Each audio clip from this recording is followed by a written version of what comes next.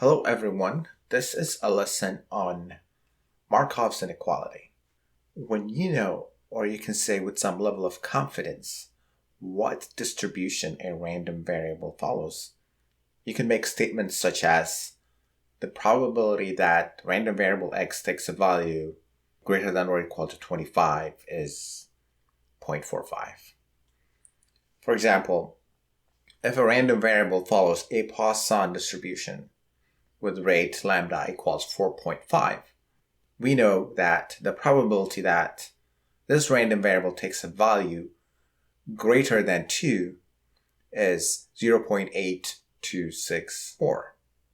And again, if we have a random variable that follows a Gaussian distribution, that is a normal distribution, with mean -3 and variance, let's say 15.23, the probability that this random variable takes a value greater than or equal to 0 is 0.2210. Suppose that, some monthly cost that you don't want exceeding beyond a certain threshold follows a gamma distribution with shape parameter alpha equals 5 and scale parameter theta equals 12. Since you don't like spending more than some amount, say $100, you would be interested in the probability that this random variable exceeds 100. Okay? We are using monthly cost as an example here, but there are several practical reasons for which someone would like to monitor whether a certain random variable exceeds some threshold. It could be concentration of contaminants in an environment, or highway noise level, or a teacher may want the number of students who are absent in a given day not to exceed some reasonable number. Okay, there are different examples we can take like that.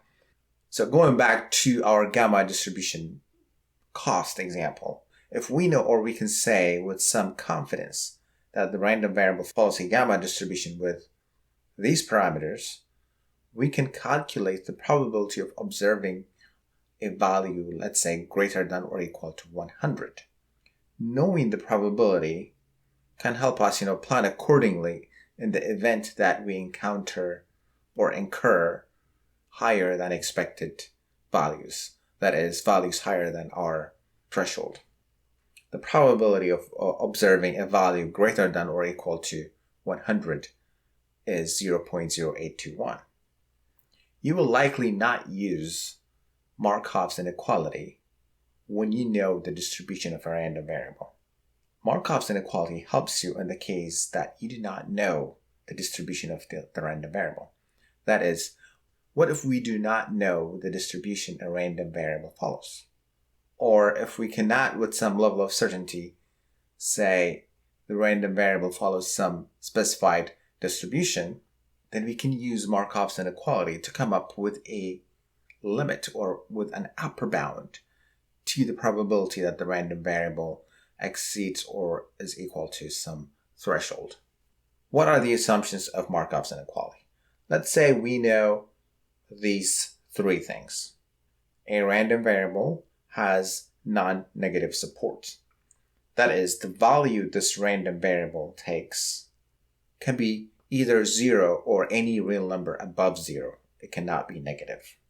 The second thing we know is the expected value of the random variable.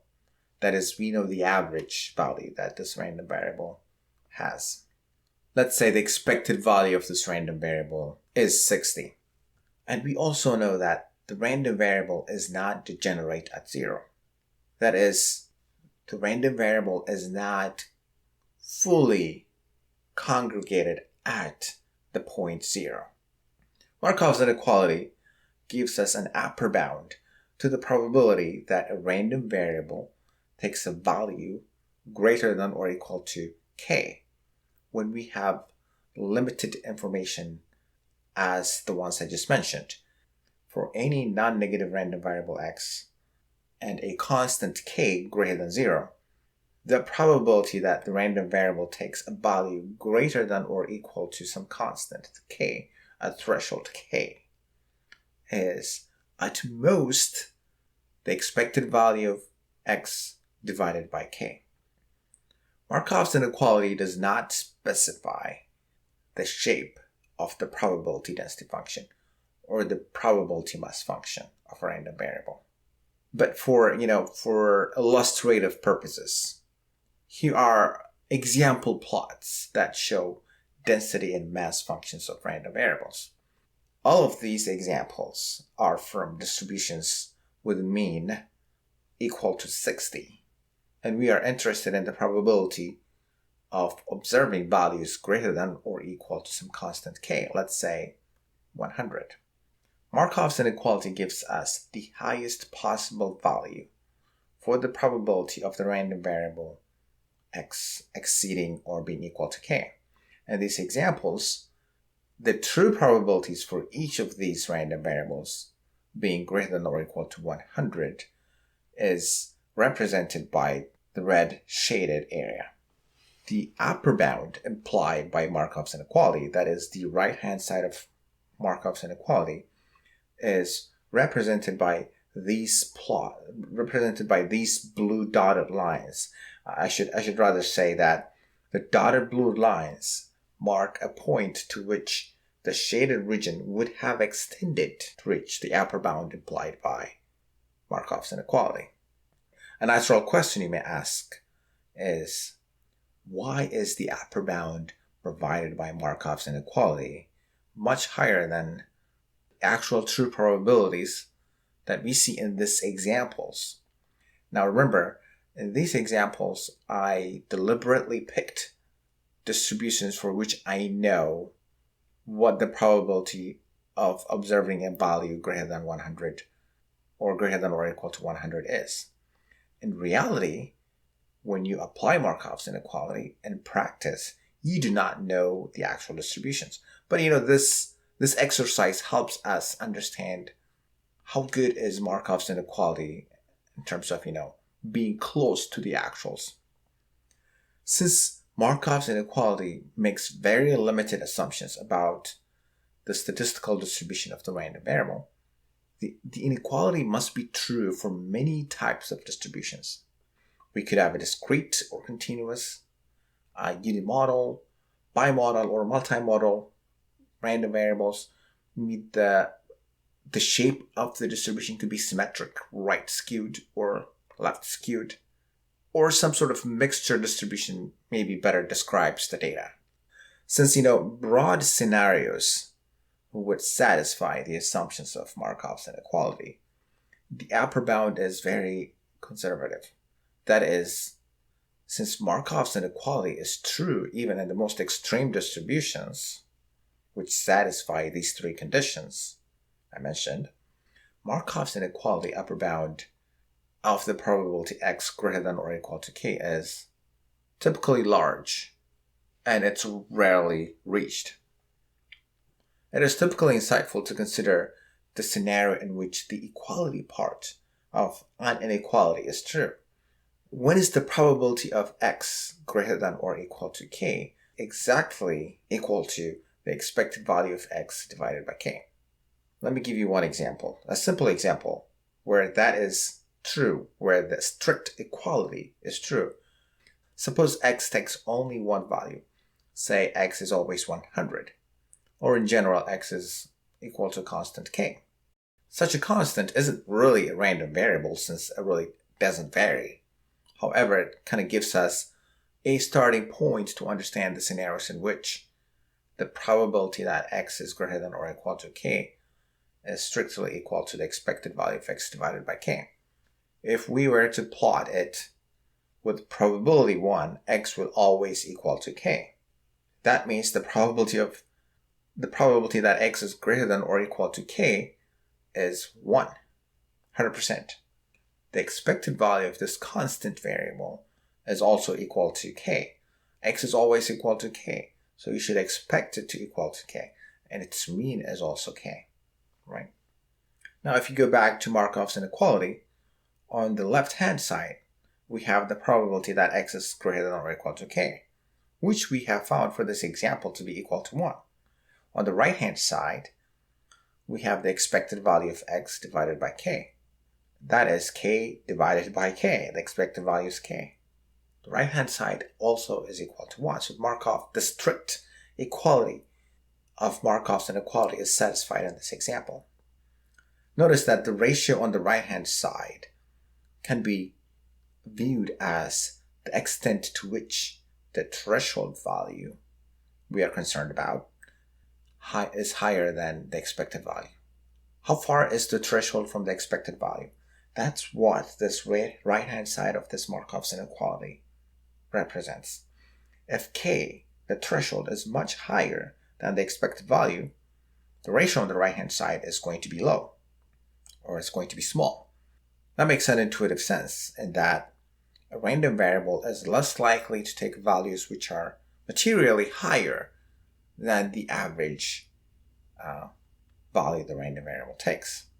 So Markov's inequality relates the probability of observing an extreme event, or the probability of observing a value higher than some threshold, to how far this threshold value is from the average or from the expected value. Let me give you another example where the equality, the strict equality, is satisfied. Suppose x has some point mass at k, and the rest of the probability mass is at x equal to 0. Just to use actual numbers, let's say x takes two possible values. X is 100 with probability equal to little p, which I'm going to set to be equal to 0.9 for this example. That is, the probability that x takes a value equal to 100 is 0.9. Otherwise, x takes a value equal to 0. That is, the probability that the random variable x takes a value equal to 0 is 0.1. This plot shows the probability mass function of a discrete random variable I just described. Let's work out each sides of Markov's inequality for this scenario. On the left, we have the probability that x is greater than or equal to k, and that is equal to p, which is 0.9. On the right-hand side, I have the expected value, which is in the numerator. I can calculate that by 0 times 1 minus b, that is 0 times 0.1 plus 100 times 0.9. And that gives me k times p, which is equal to 90. The threshold is k. So you can see the ratio of the expected value and the threshold is equal to 0.9 in this example. The expected value is k times p. The threshold is k. K times p divided by k gives us p, but p is 0.9.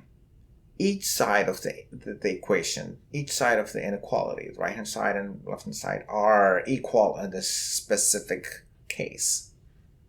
So in general, the strict equality part of Markov's inequality is satisfied when some point mass p is at x equal to the threshold k, and the rest is at x equal to 0. Let's see what happens when we move away from this special case in which the equality is satisfied to the cases where the strict inequality is actually true. Let's just give an example. Let's say x takes one of these three values, 0, 5, or 100. It takes 0 with probability of 0.05. It takes 5 with probability of 0.05. And it takes 100 with probability of 0.9. A little bit of disruption from the special case example we just looked at. And that little disruption moves us from the strict equality to be true to the strict inequality of Markov's inequality being true. The expected value in this example is 0 times 0.05 plus 5 times 0.05 plus 100 times 0.9. If you work that out, you get 90.25. The true probability, which you wouldn't know if you were using Markov's inequality in practice, but in this made up example, we know what the true actual probability is. The probability that x is greater than or equal to 100 is 0.9. whereas the upper bound we found to be 0.905, which is 90.25 divided by the threshold 100. That gives us 0.905. So when we moved some point mass away from 0 to somewhere else apart from k on this positive number line, we moved the expected value to the right, a little bit to the right. In this case, the actual probability is not exactly equal to the upper bound set by Markov's inequality. It is in fact less than the expected value of x divided by k. Finally, let's visualize what happens to the right-hand side of the Markov's inequality as the threshold value k increases. So for this case, I'm going to take a fixed expected value. As k increases, the upper bound to the probability decreases. Intuitively, I've mentioned this earlier, the farther away the threshold is from the expected value, that is, if the threshold is too far to the right of the average, it becomes less and less likely to observe values higher than or equal to that threshold. The inequality, upper bound on the right hand side, reflects that intuition. If k is quite larger than the expected value, it means that the random variable has smaller mean or smaller expected value relative to the threshold. So for that random variable which has smaller mean compared to the threshold, the probability of observing a value larger or equal to the threshold is actually small. So that's the intuition. So what have we learned in this lesson, to just summarize everything we just talked about? And I haven't actually proved Markov's inequality. I will make another video for that. So what we've covered is sort of the intuition or the intuitive introduction of Markov's inequality, which is the probability that a random variable takes a value greater than or equal to some threshold k is bounded by the expected value of x divided by k. And we had some assumptions for this inequality to be true. That is, we know the expected value, x is not degenerate at 0, and x is a non-negative random variable. The second thing we covered is that Markov's inequality makes no assumption about the distribution of a random variable, except, a few of the specification I mentioned. So that means that it gives an upper bound for the probability of x greater than or equal to k, which must be true for all distributions. Hence, the upper bound tends to be conservatively high. The upper bound for the probability of x greater than or equal to k that is given by Markov's inequality decreases as the threshold increases relative to the mean. Intuitively, this implies that a random variable with relatively small mean compared to the threshold has lower probability of being high or exceeding the threshold. And we've also seen that the strict equality in Markov's inequality is satisfied if and only if a probability mass is at x equal to k, a probability mass equal to p, little p, between 0 and 1, is at x equal to k, the threshold, and the rest of the probability mass, that is 1 minus p, is at the point x equal to 0. Alright, thanks for watching this video. I will follow up with another video proving Markov's inequality, and also showing, how Markov's inequality is used to prove another useful inequality in statistics called the Chebyshev's inequality.